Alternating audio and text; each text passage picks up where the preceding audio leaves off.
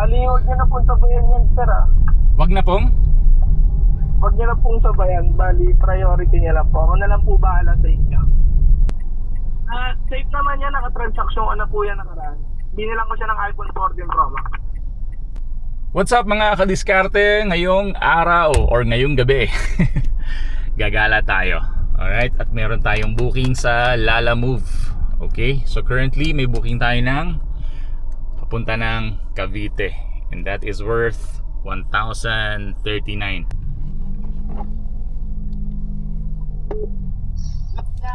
Yes, hello. Magandang gabi po.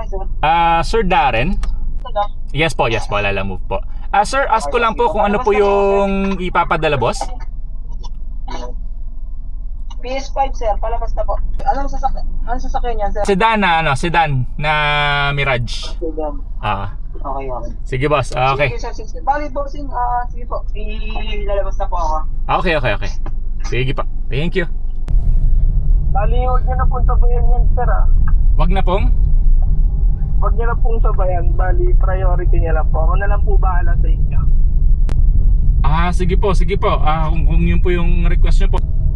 Yes po. Bali, ako na lang po bahala sa mga... Sa expressway na bayad. Ang entry po natin, mag-ano po tayo? Okay lang mag-entry tayo sa May Quezon Avenue? Yes po. Sige po, di ko alam kasi kung magkano abutin eh. Sige dito, sir. I-ano ko na lang, i-note ko na lang lahat kung magkano abutin. Okay po, sige po. Okay. Wait lang po, ah. Chat ko lang po siya kung palabas na. Sige, mukhang tumatawag din yata siya sa akin eh. Wait lang Pasagot na lang po ako. Sige pa, wait lang. Ibaba ko muna po yung sa inyo ha. Sige po, thank you. Hello? Hello po. Boss, eto na, paano na ako Sa McDonald's. sa may McDonald's na ako eh. Wait lang, iikot kasi ako dito sa may... Ano nga ako, sir, pahingi nga ako ng number sa Dropbox kasi hindi nag-reply sa akin sa Messenger eh. Yung nasa apps po na number, sir, pahingi ko pa para tawagan ko lang. Apps? 09. Boss? Anong gate daw to? Main gate. Main gate, okay. Sige, palabas na ako, sir. North Olympus main gate. Gate 1. Sige, sir, palabas na ako, sir, naglalakad na ako. Okay. Para magkita tayo. Anong kulay No sa parking security? Pula. No parking dyan. Dito. Nandiyan ka na lang. Daanan to. Diyan ka na lang si Ako na lang nga. Okay lang yan. Antay na lang sa harapan. Dito na naglalakad na. Hello, boss. Saan ka po banda? Ito po, naglalakad na po ako. Wait lang po. Kasi medyo hindi iba po yung paikot dito eh. Papunta na po ako sa pinaka main gate po. Okay. Para makita po agad tayo. Kasi para, may iwan po ba dyan o sasama na lang po kayo parehas? Dito na lang sa may sasakyan mismo. Sa may ano. Pasok kasi may HDMI. Pero sige po, i-ano ko na lang po. I-test na lang po, ang gawin na lang po pagdating po dyan sa drop-off.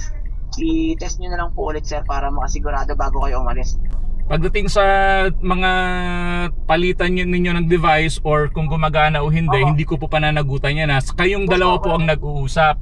Okay? So, kung sa akin po, pag na-deliver ko, kailangan ako mabayaran doon sa delivery fee and bahala na po kayo doon. Okay po, sige po, gano'n naman po pag-uusap namin. Okay, so wala akong ano sa inyo. Kung ano yung pag-usapan nyo, si Raman yan o hindi, basta ako, ito, nire-relay ko lang yung information sa inyong both seller and receiver. Nag-video ko naman po kami. Okay, sige. Basta kayong bahala. Wala akong ano dyan ha. Wala akong kinalaman dyan, okay? Ako, dito po, basta maihatid na lang po ng kompleto and maayos po. Yun na naman po. Sige, walang problema. Asa ka na ba banda? Dito na sir, naglalakad na po. Sige, Okay please. na sir, hindi na tatagalan na kasi tawag dito. Hindi ko po kasi kayo makita kanina. Okay, sige. Andito ako sa may ano mismo, yung sa pagpasok ng gate 1 dito sa may tapat ng Ben. Sa main gate sir, no? Ito na. Dito na. Medyo mabigat kasi sir kasi yung bala, yung pinaka-complain nyo naman dyan sir, makita na kompleto yung bala. Bali check mo na lang sir, 7 yung bala ha. Sir, basta wala akong ano kung ilan man yan o wala akong hindi ko pananagutan niya. Kung ano yung papadala nyo, kayo ang ano dyan ha, kayo ang nag-uusap. Basta ipipicturean ko or whatever. Kung... Basta, Oo. madala na lang po ng, ma-check nyo na lang rin sir para mas sigurado. Oh, sige, please, paano na lang kung nasaan ka ngayon? Apo, ito na. Malapit na po. Okay. Wait na lang po. 2 minutes na sir, naglalakad lang kasi ako lang mag-isa eh. Tumatawag ata yung ano. Sige, tumatawag yata yung isa. Wait lang. Sige po, sagutin nyo po muna para po Hello? Hello po, sir. Yes sir. Andito na kasi ako sa sa pick-up location. Kausap ko siya, papunta na raw siya dito. Wala pa, di pa naman nagpapakita. Po siya, naglalakad na daw po siya. Medyo mabigat kasi yun, sir, kaya medyo tatagalan. Okay. Tama kasi Sige. May- Anong pangalan mo sir ulit? Anong pangalan mo ulit? Tama ba ikaw yung nandito sa Sa... Kayo po si Sir Darren? Yes. Okay. Lang po, sir, hintayin ko lang dito yung kung ano ipapadeliver tapos idadala ko na sa'yo. Apo, yes po. Bali, ang gusto ko lang po is yung 7CD, ma-check niya lang po. Ayun na nga, physical, titignan ko siya. I mean, i-deliver ko lang kasi yan sa'yo eh. So, technically, wala akong karapatan magsabi kung ayos yan o hindi. So, deliver lang po ako, boss. Kung ano man yung napag-usapan nyo sa video call ninyo, yun na po yun. Yes po. Bali, ako na lang po pala sa inyo, sir, ha? Sige, kung yan ang sa akin, wala akong kinalaman dyan, ha. Kung ano yung napag-usapan ninyo, at i-deliver ko lang yan. Asa na ba siya? Naglalakad na daw siya. Paantay na lang ako, sir, kasi medyo may pilay-pilay po kasi yan. Sige. Safe naman yan, nakatransaction ko na po yan nakaraan. Binilang ko siya ng iPhone 14 Pro Max. Sige. Andito lang ako naghihintay, wala pa rin siya eh. 2 minutes daw po, 2 minutes sabi niya. Sige. PS5 kasi, sir, mabigat. May tama pa yung paa. Kaya medyo natatagalan. Huwag niyo na po ibaba yung call. Sige. Para pagdating dyan, sabi niyo po agad sa akin na complete CD, port. Nakamotor ba siya or anong naglalakad lang siya? Lalakad po, naka-red black na short. Red and black na short. Yes po. Saan kaya siya manggagaling? Naglakad lang, hindi siya nakamotor ah. Yes po. Hindi mukhang hindi iyan eh. Mukhang may inaantay eh. Wala pa rin siya eh. Wala. Ano bang usapan nyo, boss? Kasi parang wala pang dumarating eh. Kasi meron din kaming ibang mga pa eh. Antay na lang ako, sir. Ako na lang po bahala sa area niya. Nadagdagan ko na lang po kayo ng 20 na po. Yes, fine. Ngayon, pinaikot-ikot kami. Sabi, darating daw in 2 minutes. Lampas na 2 minutes. 5 minutes mahigit na nga. Wala pa rin yung call namin. 5 minutes mahigit na eh. Wala pa rin.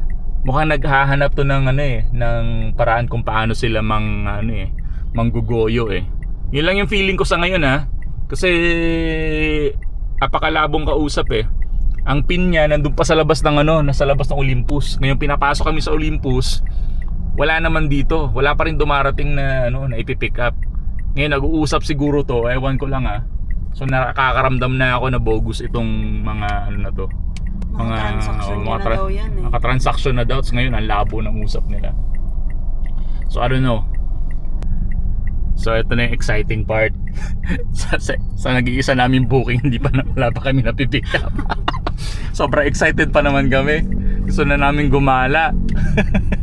Mga walang yan. Iba na naman yung kinausap na. Siya daw yung Marco. Siya yung Marco. Tama naman yung binigay niyang address. Oo. Kaso nga ang problema, hindi mo malaman kung sino sa kanila yung legit, sino ba ang nagloloko. Ang dami ko na kausap eh. So ito lang guys ha. So ito nga good thing kasi na itong itong biyahe namin is documented.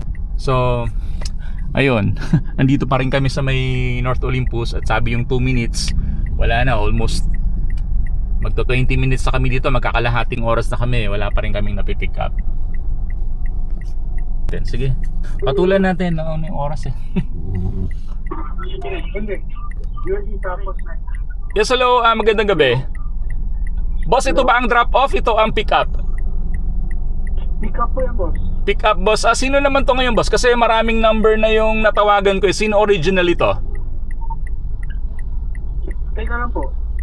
Sino po ito? Na-pick up niyo na po ba yung item? Wala po kaming napipick up na item. Sino po ba ito? Pick up po ba kayo or drop off kayo? Sabi po sa akin po yung drop off. Kayo ang drop off. Sabi niyo po pick up po kayo. Drop off po. Drop off po kayo. Asa na po yung wala pa po yung nyo, yung pipick upin. Sabi 2 minutes, 5 minutes, ngayon 10 minutes may higit na, wala pa rin dumarating. Kayo po si Marco. Ako po yung kasi sabi niya, ako yung mag-book nung naalam mo. Pero sa akin po yung drop off. Sige po. Anong address nyo, boss? Anong address nyo anong address nyo sa Cavite? Kasi Cavite yung inaaral namin yung ruta eh. Sa okay. Kasi nagtataka po ako. Nung may dumating na po doon na lalamog, tapos kayo tumawag sa akin. Oo. Buti, hindi ko pa dalawang lalamove. Dalawang lalamove?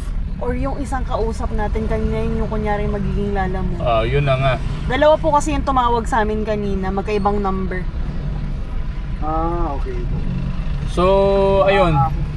Yun na lang, boss. Siguro i-cancel mo na lang to, boss, itong booking na to para maka-move on tayo. Tapos yung para hindi ka na rin maagrabyado kasi more than 30 minutes na rin kami naghihintay dito sa Okay, sige po. Pasensya na po. So, feeling ko nataranta na yung mga yun eh. Ay! Scam! Okay. So yun, ipa-cancel na natin to sa Ito lang silbi si to. Sir Marco. Sige. Yung kaninang number.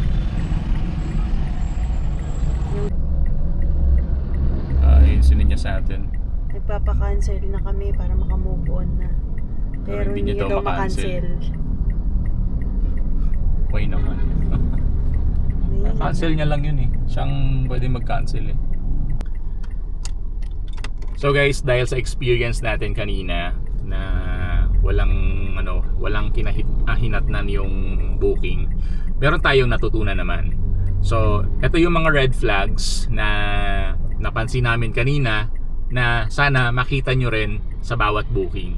So first is yung red flag, wrong PIN address.